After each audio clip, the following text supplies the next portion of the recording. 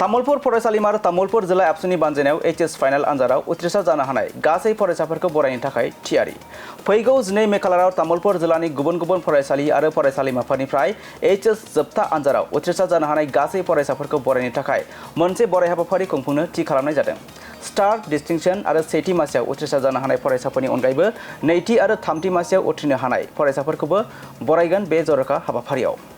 मख'नो गोनांदि फरायसाफोरखौ बरायनायनि अनगायैबो बड'लेण्ड मुलुगसोलोंसालिनि एकाडेमिक रेजिस्ट्रार डक्टर मनजिल बसुमतारीखौ आलासि महरै हांख्रायनानै एनएपि 2022नि सोमोन्दै फरायसाफोरजों गुवारै सावरायनाय आरो बेनि अनगायैबो तामुलपुरनिनो केरियार काउन्सिलर रन्जन के बरुवा बिथांखौ हांख्रायनानै फरायसाफोरनो केरियार काउन्सिलनि फोरोंथाय होनाय जागोन होननानै फोरमायो गोरायुं डक्टर जगेन बरुवा।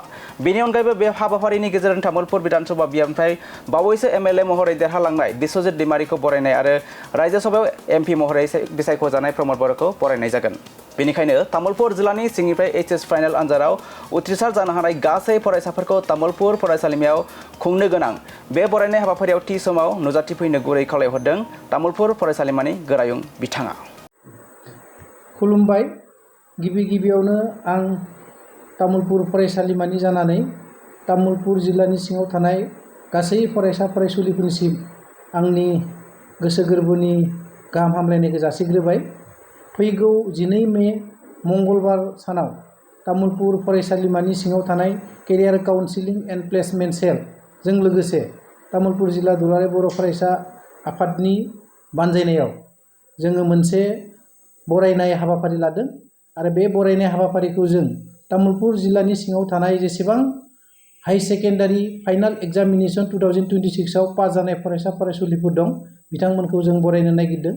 दा जों बेवहाय मुंख'नो नागिरदों जे जोंनि बे बरायनाय हाबाफारियाव फार्स्ट डिभिजन, सेकेन्ड डिभिजन आरो थार्ड डिभिजन बे मोनथामबो डिभिजनाव पास खालामनाय फरायसा फरायसुलिफोरखौ जों बरायनो नागिरदों। मानो होनना बुङोब्ला जोंनि बांसिन मानसिफोरा फार्स्ट डिभिजन स्टार्ट मार्क लानाय बा स्टेन्ड मारिनाय गथ'फोरखौ जों बरायनायखौ नुनो मोनो। नाथाय जोंनि बे फरायसालिमाया फार्स्ट, सेकेन्डजों लोगोसे थार्ड डिभिजनाव पास जानाय फरायसा फरायसुलिफोरखौबो जों बरायनो नागिरदों।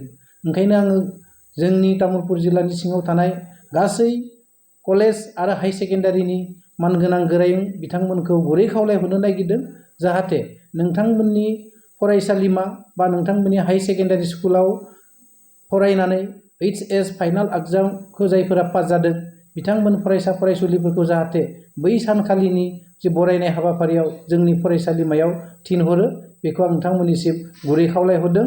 बेजों लोगोसे जों बे हाबाफारियावनो आरोबाव मोननै हाबाफारि लादेरबावदों। बे जाबाय जोंनि बड'लेण्ड इउनिभारसिटिनि academic registrar doctor Manjil Basumatary sir बिथांखौ लिंनानै जोंनि फरायसा फरायसुलिफोरखौ जों माबायदि एनइपि 2020नि जे क्लास बा कर्सफोरनि सोमोन्दै मोजाङै मिथिहोनो हायो बेनि थाखायबो जों बिथांनि गेजेरजों फरायसा फरायसुलिफोरनो जों बुंनो नागिरदों। आरो बेनि अनगायैबो जोङो जोंनि बे ओनसोलनि जे career counsellor mister Ranjan Kumar Baruah बिथांखौ लिंनानै जोंनि फरायसा फरायसुलि बिथांमोनखौ जोंनि केरियारनि सोमोन्दै मोनसे काउन्सिलिं क्लासबो जों होनो नागिरदों। आरो बेजोंनो लोगोसे जोंनि बावैसो आसाम एसेम्ब्लिनि बिसायख'थियाव जोंनि तामुलपुर समस्तिनिफ्राय एमएलए महरै सायख'जानाय बारग' स्पिकार आसाम एसेम्ब्लिनि बिथां बिश्वजित दैमारी बिथांखौबो जों बेवहाय बरायनायनि मोनसे थांखि लादों, फेलिसिटेसन होनाय थांखि लादों। आरो बेजों लोगोसे जोंनि बावैसो राज्य सभानि एमपि महरै सायख'जानाय पिटिसिनि बारग' चिफ एबा गयबारि समस्तिनि एमसिएलए प्रमद बर' बिथांखौबो जोङो बे हाबाफारियावनो कलेजनिफ्राय जों बरायनायनि थाखाय थिरांथा लादों। ओंखायनो जोंनि बे तामुलपुर जिल्लानि सिङाव थानाय गासै हाई सेकेन्डारि जोबथा आनजादखौ पास जानाय फरायसा फरायसुलि बिथांमोनखौ जोंनि बे बरायनाय हाबाफारियाव फैनानै लैहोर बाहागो लाफैनो थाखाय आङो गुरै खावलायहरदों। बेजोंनो लोगोसे आङो फोरमायखानो नागिरदों जे जोंनि फरायसा फरायसुलिफोरनि थाखाय जोङो रिफ्रेशमेन्ट हिसाबै एसे जानाय लोंनायनिबो जोङो बेब'स्था खालामनाय जादों।